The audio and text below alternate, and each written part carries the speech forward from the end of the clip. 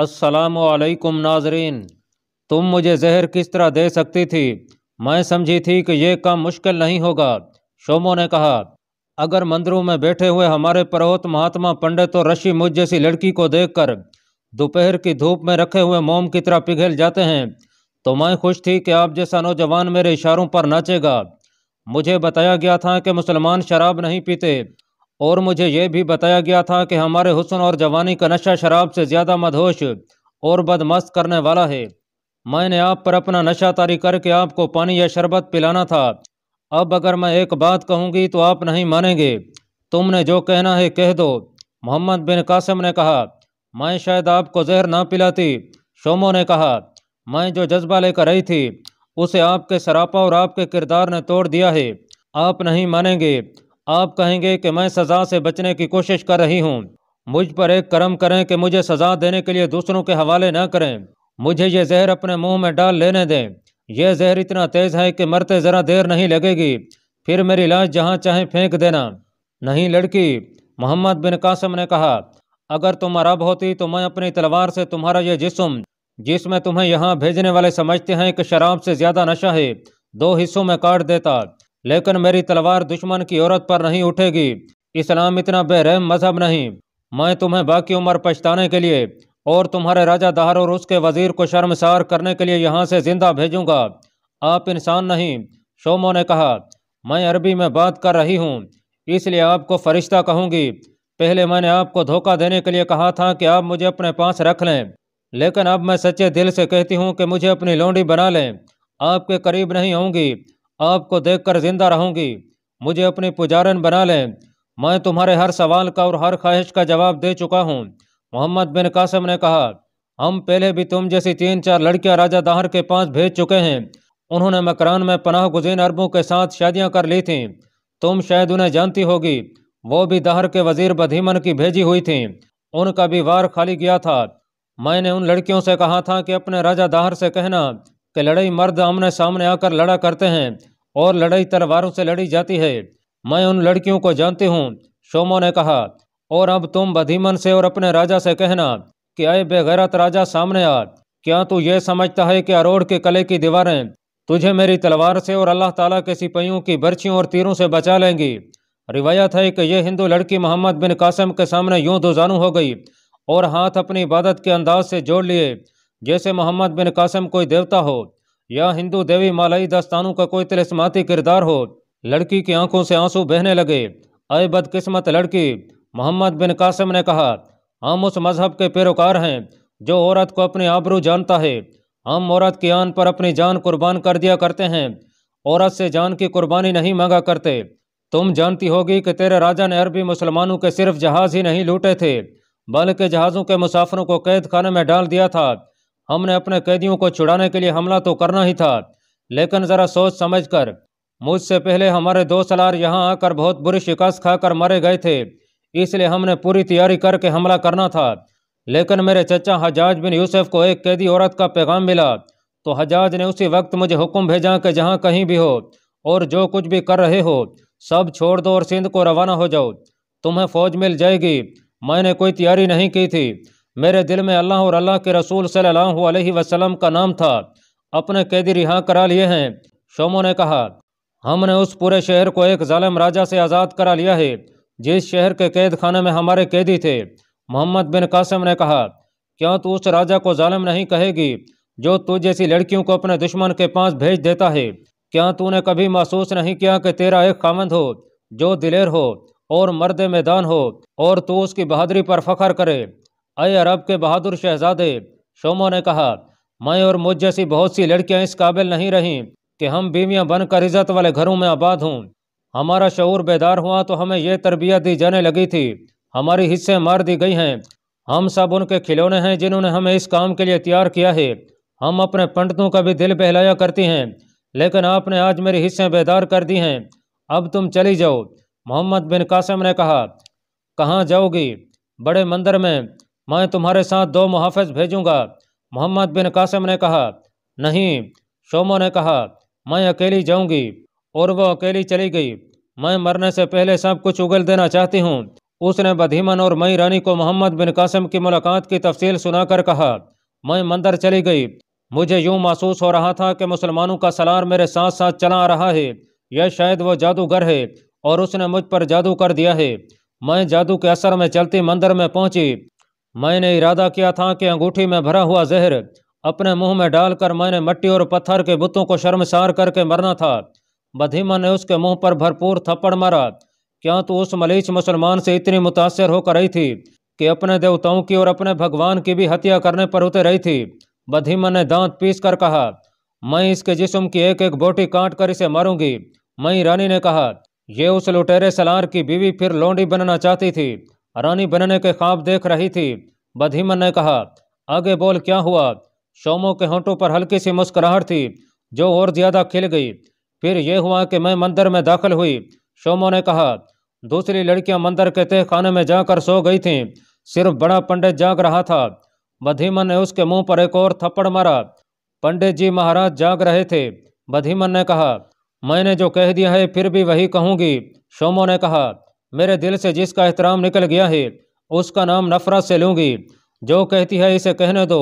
मई रानी ने कहा, बग क्या बकती है, बड़ा पंडित मेरे इंतजार में जाग रहा था। शोमो ने कहा, मुझे देखते ही उसने पूछा कि काम कर आई हो? मैंने कहा कि कर आई हूँ। पंडित ने खुशी से नारा लगाया और बाजू फैलाकर आगे बढ़ा। उसने मुझे बाजुओं में समेट लिया और उठाकर अपने कमरे में ले गया। मेरा इरादा बदल गया। मर्द का वजूद मेरे लिए कोई नई चीज नहीं थी। उसके पास मैं 2 बार पहले भी आ चुकी थी, लेकिन अब मैं पत्थर नहीं रही थी। एक वो मर्द था जिसके पास मुझे भेजा गया था, लेकिन उसने मुझे इज्जत से रुखसत किया। गुनाह की दावत को भी वो मेरा बहुत बड़ा गुनाह समझता था।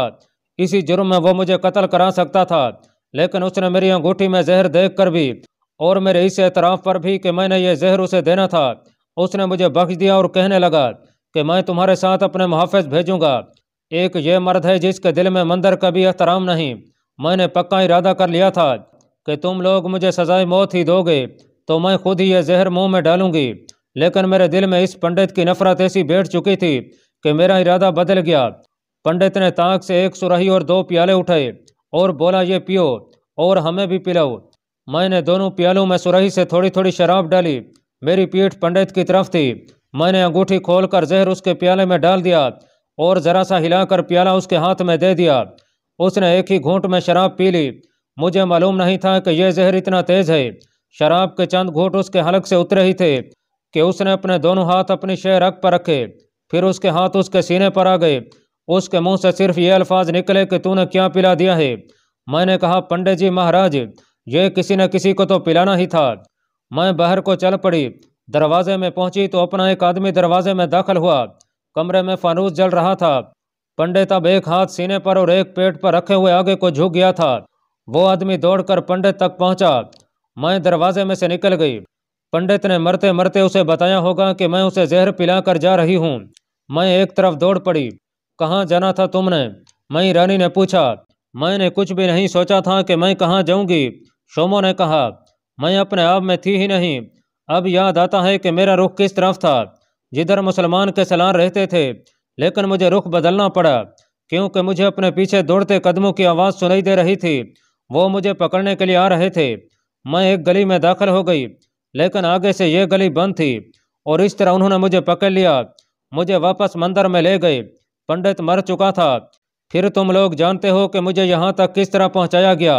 अगले रोज सुबह सवेरे उस उधेड़ उम्र औरत को, जो लड़कियों के उस गिरोह को मोहम्मद बिन कासिम के पास ले गई थी और उन तमाम लड़कियों को सवारियों में बंद करके ऊँटों पर लाद कर शहर के बड़े दरवाजे से निकाला गया था। इसके बाद यह खबर निकाली गई थी कि बड़ा पंडित मर गया है। इस लड़की को बेदर्दी से मारा गया था। जिस रात शोमो मोहम्मद बिन कासिम के पास आई थी, उससे अगली सुबह शाबान सकफी मोहम्मद बिन कासिम के पास आया और उसे बताया कि अभी ऐसी खबर मिली है कि मंदिर का बड़ा पंडित मरा पड़ा है। शाबान सकफी ने यह भी बताया कि उसने लाश देखी है। लाश की हालत से और पंडित के मुंह से निकली हुई झांक से यह पता चलता है कि उसे जहर देकर हलाक किया गया है। हाँ, मोहम्मद बिन कासिम ने कहा, उसे जहर ही दिया गया होगा और मैं तुम्हें बताता हूँ कि उसे जहर किसने दिया है। मैं तुम्हें बुलाने ही लगा था। रात को मेरे यहाँ कुछ मेहमान आए थे। मोहम्मद बिन कासिम ने शाबान सकफी को रात का सारा वाक़या सुनाया। शोमो की हर एक बात और हर एक हरकत सुनाई। मैंने तुम्हें यह कहना था कि यह मंदिर बंद कर दो। मोहम्मद बिन कासिम ने कहा, यह राजा दाहर के तकरीबकारों का खुफिया अड्डा बन गया है। मुझे यकीन है कि पंडित को जहर उसी लड़की ने दिया है जो रात को मेरे पास आई थी। इब्न कासिम, शाबान सक्फी ने मंदिर से वापस आकर मोहम्मद बिन कासिम से कहा, आप शायद उन खतरों को खातिर में नहीं ला रहे जो आपके और हम सब के इर्द गिर्द मंडला रहे हैं। आप जंगी चालों और हरबो ज़रब के माहिर हो सकते हैं, लेकिन दुश्मन की उन चालों को नहीं समझ सकते जो वो ज़मीन के नीचे चलता है। और मैं आपको ये भी बता देता हूँ कि जो मैं जानता हूँ और समझता हूँ वो आप नहीं समझ सकते। आइंदा कोई भी अजनबी मर्द या औरत मेरी इजाज़त के बगैर आप तक नहीं पहुँचेगा। शाबान सक्फी उधेड़ उम्र का आदमी था और जासूसी और सुराग रसानी के मामले में उसकी जहानत अरब की तमाम तर फौज में मशहूर थी। इन मामलात में मोहम्मद बिन कासिम उसके सामने महज एक तिफले मकतब था। मोहम्मद बिन कासिम को नैरून लड़े बगैर मिल गया था। वहाँ तक मंजीकें कश्तियों पर ले जाई गई थीं। जब नैरून का मुहासरा किया गया था तो तमाम मंजीकें साथ नहीं ले जाई गई थीं। उनमें से चंद एक मुहासरे के साथ रखी गई थीं, बाकी सब कश्तियों में ही रहने दी गई थीं और कश्तियाँ दरियाए साकरा के किनारे बंधी हुई थीं। दरियाए नैरून से कुछ मील दूर सबसे बड़ी मंजीक अरूस अभी दरिया में थी। तमाम मंजीकें मुहासरे में इस्तेमाल न करने की वजह यह थी कि मोहम्मद बिन कासिम को मालूम था कि नैरून के हाकिम सुंदर शमनी ने हज्जाज बिन यूसुफ के साथ मुआहदा कर लिया है और उसने जजिया की अदायगी भी कबूल कर ली है। तवक्को ये थी कि नैरून में मुज़ाहमत नहीं होगी, चूँकि इस तमाम इलाके पर मोहम्मद बिन कासिम की फ़ौज का कब्जा हो चुका था। इसलिए ऐसा कोई ख़तरा नहीं था कि उन मंजीकों को जो अभी कश्तियों पर रखी थीं कोई नुकसान पहुँचाएगा। फिर भी पूरी रात दरिया के किनारे मंजीकों के लिए गश्ती पहरा रहता था। वहाँ माही गिरों की कश्तियाँ भी बंधी रहती थीं। उन सब को वहाँ से हटा दिया गया था। मोहम्मद बिन कासिम की अगली मंजिल सहवन थी। रास्ते में छोटे छोटे एक दो कले और भी थे, लेकिन उनके मुतालिक मोहम्मद बिन कासिम को कोई गम न था।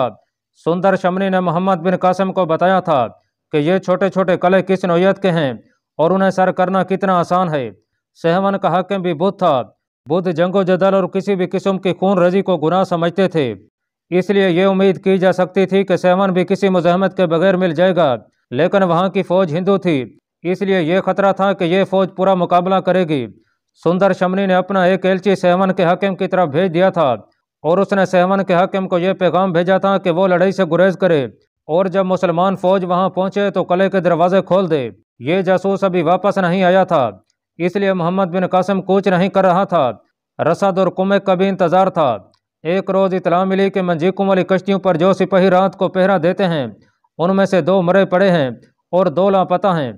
पहरा देने का तरीका यह था कि 6-7 दिनों के लिए 4 सिपाही वहां चले जाते थे और वहां एक ही खेमे में रहते थे। 2-2 आदमी बारी बारी थोड़े से वक्त के लिए टहलते टहलते तमाम कश्तियों को जो दूर दूर तक फैली हुई थीं देख आते थे। यह वाक़या बड़ा अजीब था कि 2 संतरी गैर हाजिर थे और 2 मरे पड़े थे। दोनों को खंजर मारे गए थे। मोहम्मद बिन कासिम और शाबान सक्फी अपने मुहाफ़िज़ दस्ते के साथ वहां पहुंचे। उन्होंने देखा कि दोनों की लाशें दरिया के किनारे एक दूसरे से कुछ दूर पड़ी हुई थीं। शाबान सक्फी ने ज़मीन देखी। कदमों के जो निशान थे उनसे पता चलता था कि ज़्यादा लड़ाई नहीं हुई। दोनों की तलवारें नियमों में थीं, जिससे यह जाहिर होता था कि उन्हें मुकाबले का मौका मिला ही नहीं था। इन पर अचानक हमला किया गया है। शाबान सक्फी ने कहा, यह किसी धोखे में मारे गए हैं, तो क्या इनके कातिल इनके अपने ही साथी हैं जो लापता हैं? मोहम्मद बिन कासिम ने कहा, खुदा की कसम मैं ये बात नहीं मानूंगा। शाबान सक्फी ने ज़मीन को देखना शुरू किया। यह गैर आबाद और रेतीला इलाका था। कदमों के निशान साफ नजर आ रहे थे। उन्हें देख देख कर शाबान सक्फी किनारे से दूर ही दूर हटता गया और यह नकूश पाँव से मकतूल संतरियों के गैर हाजिर साथियों की लाशों तक ले गए। उन दोनों को भी खंजरों से मारा गया था। वहां से ज़मीन को देखते हुए शाबान सक्फी चल पड़ा और यह नकूश पाँ दरिया के किनारे उस जगह पर आ गए जहाँ मंजनीक वाली कश्ती खड़ी थी। जब मंजनीकें गिनी गईं तो पता चला कि एक छोटी मंजीक कम है। शाबान सक्फी ने मोहम्मद बिन कासिम को बताया कि यह दुश्मन की कार्रवाई है और वो एक मंजीक ले गया है। यह मालूम करना बहुत मुश्किल था कि एक मंजीक को किस तरह ले जाया गया। शाबान सक्फी ने इस खतरे का इजहार किया कि अब राजा दाहर भी अपने कारीगरों को यह मंजीक दिखाकर मंजनीकें बनवाएगा। मंजनीक अरबों की ईजाद है। पहली मंजनीक हिंदुस्तान में अरब लाए थे। यह समझना मुश्किल नहीं था कि मंजनीकों की अफादियत देखकर राजा दाहर या उसके दानिशमंद वजीर ने यह सोचा होगा कि किसी तरह एक मंजनीक हाथ आ जाए और इस तरह की मंजनीकें तैयार कर ली जाएं। अरबों ने अरूज जैसी मंजनीक बना ली थी, जिससे इतने वजनी पत्थर इतनी दूर फेंके गए थे कि मंदिर को तोड़ दिया गया था मोहम्मद बिन कासम का मुहाफ़िज़ दस्ता उसके साथ था। जिस किनारे के साथ कश्तियाँ बंधी हुई थीं उस किनारे पर दोनों तरफ मुहाफ़िज़ दस्ते के सवारों को दौड़ा दिया गया। शाबान सकफ़ी खुद भी एक तरफ चला गया और दूसरी तरफ मोहम्मद बिन कासम गया।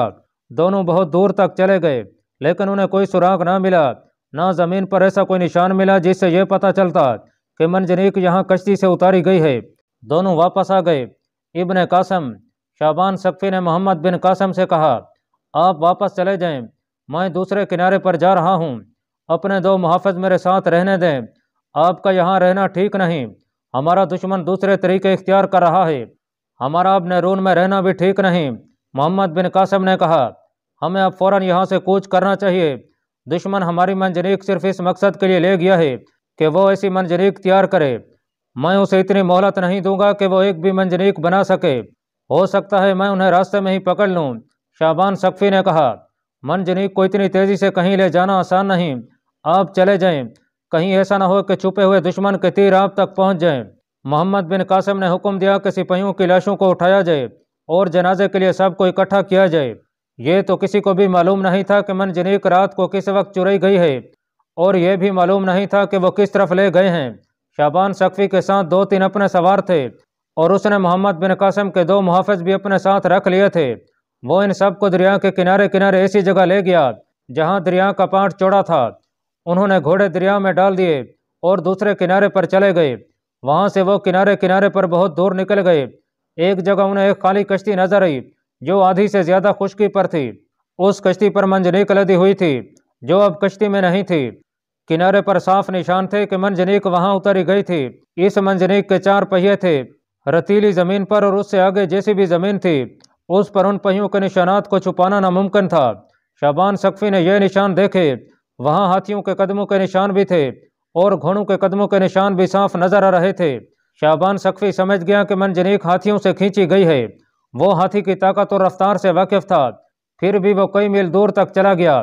जिस रास्ते पर मंजनीक ले जाई गई थी वो कोई बाकायदा रास्ता नहीं था। वो वीराना था, कहीं सहरा और कहीं जंगल था। यह इलाका नैरून से कई मील दूर था। बहुत ही दूर जाकर शाबान सकफ़ी रुक गया।